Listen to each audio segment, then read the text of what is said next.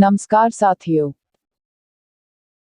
दिव्यांग सेवी एवं हिंदी के चर्चित युवा कवि, कथाकार, आलोचक व संपादक श्री गुलेंद्र पटेल जी मूर्धन्य आलोचक आचार्य हजारी प्रसाद द्विवेदी का नाखून क्यों बढ़ते हैं निबंध रिकॉर्डिंग करने के लिए भेजे हैं, ताकि दिव्यांग मतलब दृष्टिबाधित, नेत्रहीन विद्यार्थीगण इसे सुन सकें। मैं निबंध का पाठ करने से पहले हजारी प्रसाद द्विवेदी के बारे में 2 शब्द कहना चाहती हूँ। Hajari Prasad Dwivedi, the 19th of August 1907, the 19th of May 1979। Hindi निबंधकार, आलोचक और उपन्यासकार थे। वे हिंदी, अंग्रेजी, संस्कृत और बांग्ला भाषाओं के विद्वान थे। भक्तिकालीन साहित्य का उन्हें अच्छा ज्ञान था। सन 1957 में उन्हें पद्म भूषण से सम्मानित किया गया। 1973 में आलोक पर्व निबंध संग्रह के लिए उन्हें साहित्य अकादमी पुरस्कार से सम्मानित किया गया। आचार्य हजारी प्रसाद द्विवेदी का जन्म श्रावण शुक्ल एकादशी संवत 1964 तदनुसार 19 अगस्त 1907 को उत्तर प्रदेश के बलिया जिले के आरत दुबे का छपरा उज्जवलिया नामक गांव में हुआ था। इनके पिता का नाम श्री अनमोल द्विवेदी और माता का नाम श्रीमती ज्योतिष्मती था। द्विवेदी जी के बचपन का नाम वैद्यनाथ द्विवेदी था। द्विवेदी जी की भाषा परिमार्जित खड़ी बोली है। उन्होंने भाव और विषय के अनुसार भाषा का चयनित प्रयोग किया है। उनकी भाषा के 2 रूप दिखलाई पड़ते हैं, 1 प्रांजल व्यवहारिक भाषा, 2 संस्कृतनिष्ठ शास्त्रीय भाषा। प्रथम रूप द्विवेदी जी के सामान्य निबंधों में मिलता है। इस प्रकार की भाषा में उर्दू और अंग्रेजी के शब्दों का भी समावेश हुआ है। द्वितीय शैली उपन्यासों और सैद्धांतिक आलोचना के क्रम में परिलक्षित होती है। द्विवेदी जी की विषय प्रतिपादन की शैली अध्यापकीय है। शास्त्रीय भाषा रचने के दौरान भी प्रवाह खंडित नहीं होता। द्विवेदी जी की रचनाओं में उनकी शैली के निम्नलिखित रूप मिलते हैं: गवेषणात्मक शैली, वर्णनात्मक शैली, व्यंग्यात्मक शैली व व्यास शैली। हजारी प्रसाद द्विवेदी जी की प्रमुख रचनाएं निम्नलिखित हैं।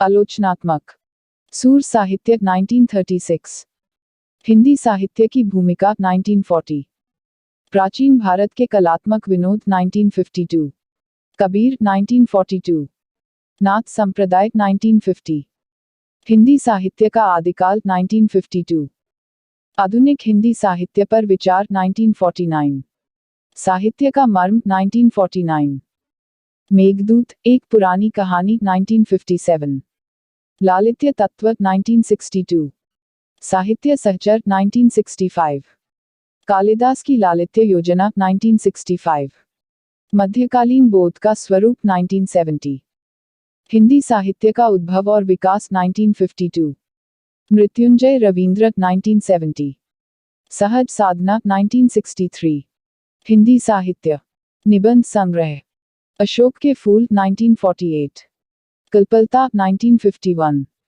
मध्यकालीन धर्म साधना 1952, विचार और वितर्क 1957, विचार प्रवाह 1959, कुछ 1964, आलोक पर्व 1972, साहित्य अकादमी पुरस्कार, कुछ निबंध, विष के दंत, कल्पतरु, गतिशील चिंतन, साहित्य सहचर, नाखून क्यों बढ़ते हैं, अशोक के फूल, देवदारू, बसंत आ गया, वर्षा घनपति से घनश्याम तक, मेरी जन्मभूमि, घर जोड़ने की माया, उपन्यास, बाणभट्ट की आत्मकथा 1946, चारु चंद्रलेख 1963, पुनर्नवा 1973, अनामदास का पोथा 1976, अन्य, संक्षिप्त पृथ्वीराज रासो 1957, संदेश रासिक 1960, सिख गुरुओं का पुण्य स्मरण 1979, महापुरुषों का स्मरण 1977। समय न लेते हुए मैं निबंध का पाठ करती हूँ। निबंध का शीर्षक है नाखून क्यों बढ़ते हैं।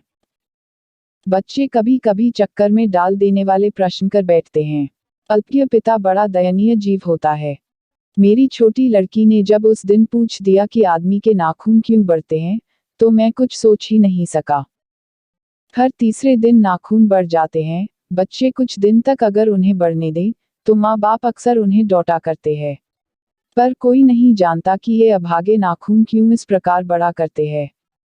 काट दीजिए। वे चुपचाप दंड स्वीकार कर लेंगे, पर निर्लज अपराधी की भांति फिर छूटते ही सेंध पर हाजिर। आखिर ये इतने बेहया क्यों हैं? कुछ लाख ही वर्षों की बात है, जब मनुष्य जंगली था, वनमानुष जैसा। उसे नाखून की जरूरत थी।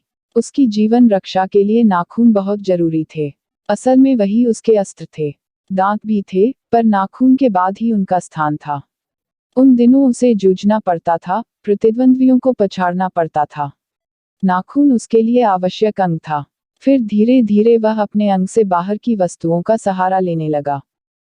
पत्थर के ढेले और पेड़ की डालें काम में लाने लगा। रामचंद्र जी की वानरी सेना के पास ऐसे ही अस्त्र थे।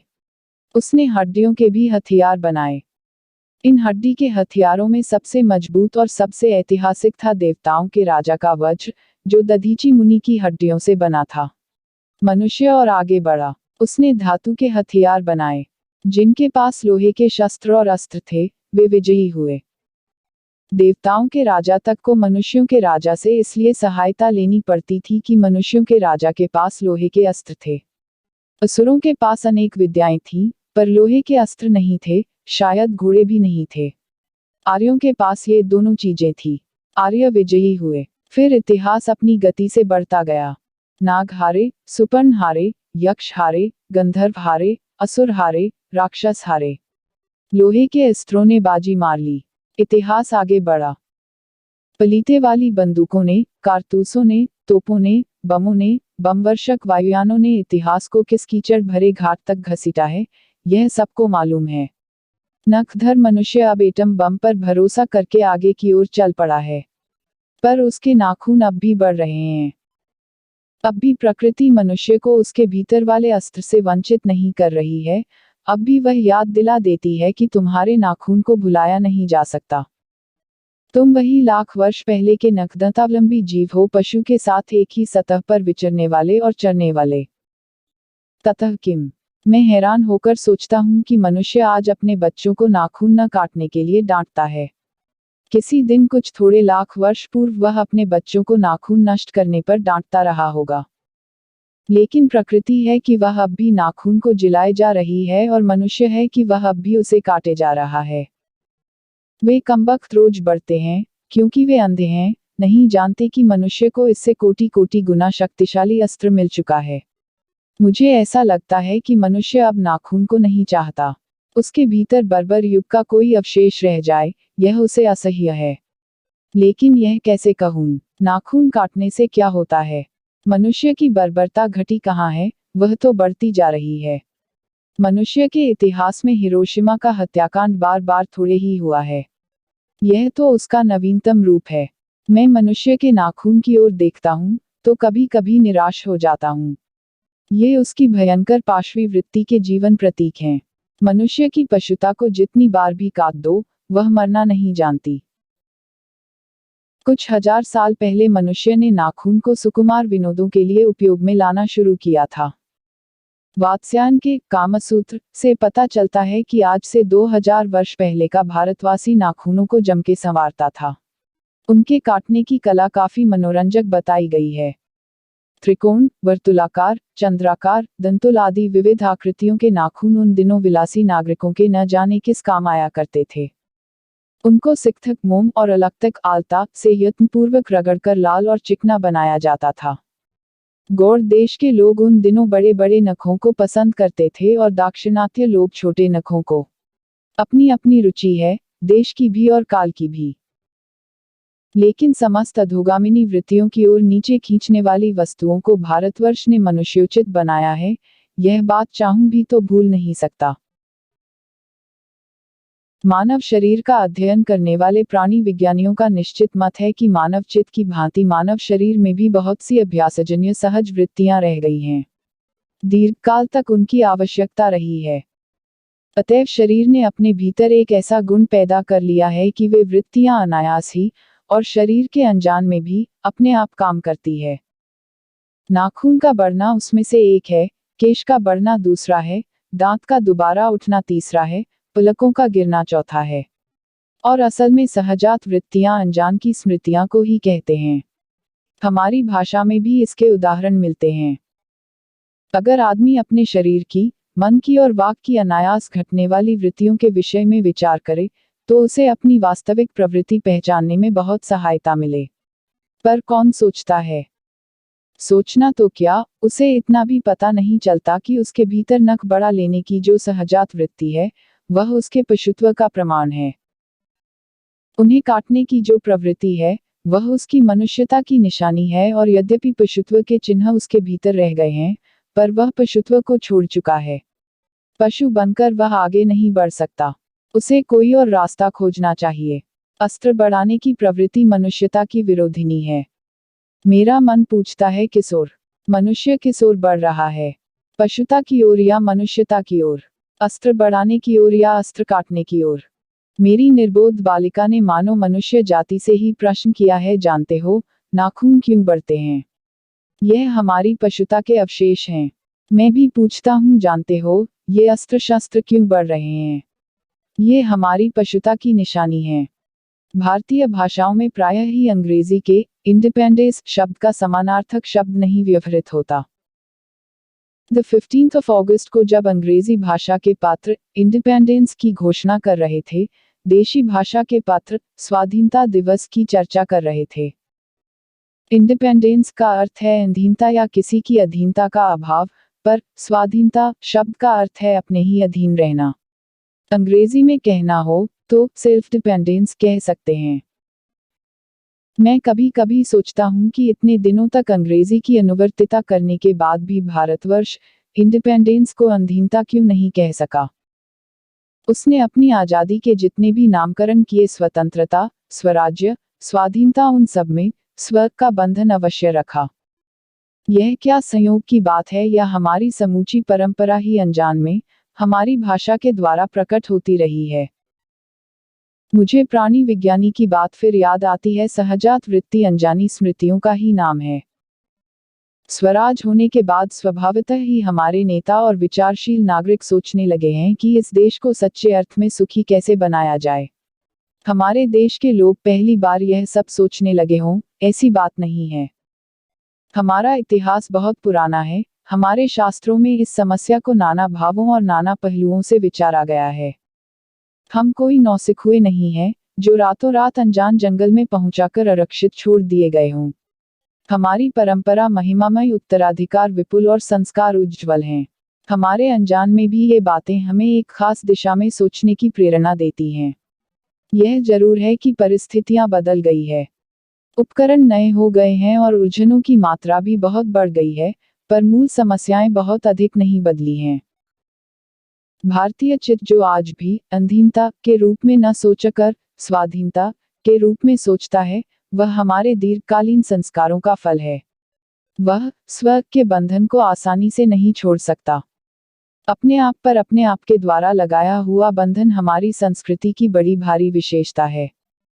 मैं ऐसा तो नहीं मानता कि जो कुछ हमारा पुराना है, जो कुछ हमारा विशेष है, उससे हम चिपटे ही रहें। पुराने का मोह सब समय वांछनीय ही नहीं होता। मरे बच्चे को गोद में दबाए रहने वाली बंदरिया मनुष्य का आदर्श नहीं बन सकती। परंतु मैं ऐसा भी नहीं सोच सकता कि हम नई अनुसंधित्सा के नशे में चूर होकर अपना सर्वस्व खो दें। कालिदास ने कहा था कि सब पुराने अच्छे नहीं होते, सब नए खराब ही नहीं होते। भले लोग दोनों की जांच कर लेते हैं, जो हितकर होता है उसे ग्रहण करते हैं, और मूल लोग दूसरों के इशारे पर भटकते रहते हैं। हमें परीक्षा करके हितकर बात सोच लेनी होगी, और अगर हमारे पूर्व संचित भंडार में वह हितकर वस्तु निकल आए, तो इससे बढ़कर और क्या हो सकता है। जातियां इस देश में अनेक आई हैं, लड़ती झगड़ती भी रही हैं, फिर प्रेम पूर्वक बस भी गई हैं। सभ्यता की नाना सीढ़ियों पर खड़ी और नाना और मुख करके चलने वाली इन जातियों के लिए एक सामान्य धर्म खोज निकालना कोई सहज बात नहीं थी। भारतवर्ष के ऋषियों ने अनेक प्रकार से इस समस्या को सुलझाने की कोशिश की थी, पर एक बात उन्होंने लक्ष्य की थी। समस्त वर्णों और समस्त जातियों का एक सामान्य आदर्श भी है, वह है अपने ही बंधनों से अपने को बांधना। मनुष्य पशु से किस बात में भिन्न है? आहार निद्रा आदि पशु सुलभ स्वभाव उसके ठीक वैसे ही है जैसे अन्य प्राणियों के, लेकिन वह फिर भी पशु से भिन्न है। उसमें संयम है, दूसरे के सुख दुख के प्रति संवेदना है, श्रद्धा है, तप है, त्याग है। यह मनुष्य के स्वयं के उद्भावित बंधन हैं। इसीलिए मनुष्य झगड़े टंटे को अपना आदर्श नहीं मानता, गुस्से में आकर चढ़ दौड़ने वाले अविवेकी को बुरा समझता है और वचन, मन और शरीर से किए गए असत्याचरण को गलत आचरण मानता है। यह किसी भी जाति या वर्ण या समुदाय का धर्म नहीं है। यह मनुष्य मात्र का धर्म है। महाभारत में इसीलिए निर्वैर भाव, सत्य और अक्रोध को सब वर्णों का सामान्य धर्म कहा है। एतद्धि तृतीयम श्रेष्ठं सर्वभूतेषु भारत। निर्वैरता महाराज सत्यम अक्रोधैव च। अन्यत्र इसमें निरंतर दानशीलता को भी गिनाया गया है। अनुशासन प 120 10। गौतम ने ठीक ही कहा था कि मनुष्य की मनुष्यता यही है कि वह सबके दुख सुख को सहानुभूति के साथ देखता है। यह आत्मनिर्मित बंधन ही मनुष्य को मनुष्य बनाता है। अहिंसा, सत्य और अक्रोध मूलक धर्म का मूल उत्स यही है। मुझे आश्चर्य होता है कि अनजान में भी हमारी भाषा में यह भाव कैसे रह गया है। लेकिन मुझे नाखून के बढ़ने पर आश्चर्य हुआ था। अज्ञान सर्वत्र आदमी को पछाड़ता है, और आदमी है कि सदा उससे लोहा लेने को कमर कसे है। मनुष्य को सुख कैसे मिलेगा? बड़े बड़े नेता कहते हैं, वस्तुओं की कमी है, और मशीन बैठाओ, और उत्पादन बढ़ाओ, और धन की वृद्धि करो, और बाह्य उपकरणों की ताकत बढ़ाओ। एक बूढ़ा कहता था, बाहर नहीं, भीतर की ओर देखो। हिंसा को मन से दूर करो, मिथ्या को हटाओ, क्रोध और द्वेष को दूर करो, लोग के लिए कष्ट सहो, आराम की बात मत सोचो, प्रेम की बात सोचो, आत्मतोषण की बात सोचो, काम करने की बात सोचो। उसने कहा, प्रेम ही बड़ी चीज है, क्योंकि वह हमारे भीतर है। उच्छृंखलता पशु की प्रवृत्ति है, स्व का बंधन मनुष्य का स्वभाव है। बूढ़े की बात अच्छी लगी या नहीं, पता नहीं। उसे गोली मार दी गई, आदमी के नाखून बढ़ने की प्रवृत्ति ही हावी हुई। मैं हैरान होकर सोचता हूँ, बूढ़े ने कितनी गहराई में बैठकर मनुष्य की वास्तविक चरितार्थता का पता लगाया था। ऐसा कोई दिन आ सकता है, जबकि मनुष्य के नाखूनों का बढ़ना बंद हो जाएगा। प्राणिशास्त्रियों का ऐसा अनुमान है कि मनुष्य का अनावश्यक अंग उसी प्रकार झड़ जाएगा, जिस प्रकार उसी पूंछ झड़ गई है। उस दिन मनुष्य की पशुता भी लुप्त हो जाएगी। शायद उस दिन वह मारणास्त्रों का प्रयोग भी बंद कर देगा। तब तक इस बात से छोटे बच्चों को परिचित करा देना वांछनीय जान पड़ता है कि नाखून का बढ़ना मनुष्य के भीतर की पशुता की निशानी है, और उसे नहीं बढ़ने देना मनुष्य की अपनी इच्छा है, अपना आदर्श है। बृहत्तर जीवन में रोकना मनुष्यत्व का तकाजा है। मनुष्य में जो घृणा है, जो अनायास बिना सिखाए आ जाती है, वह पशुत्व का द्योतक है, और अपने को संयत रखना, दूसरे के मनोभावों का आदर करना मनुष्य का स्वधर्म है। बच्चे यह जाने तो अच्छा हो कि अभ्यास और तप से प्राप्त वस्तुएं मनुष्य की महिमा को सूचित करती हैं। सफलता और चरितार्थता में अंतर है। मनुष्य मारणास्त्रों के संचयन से, बाह्य उपकरणों के बाहुल्य से उस वस्तु को पा भी सकता है, जिसे उसने बड़े आडंबर के साथ सफलता का नाम दे रखा है। परंतु मनुष्य की चरितार्थता प्रेम में है, मैत्री में है, त्याग में है, अपने को सबके मंगल के लिए निःशेष भाव से दे देने में है।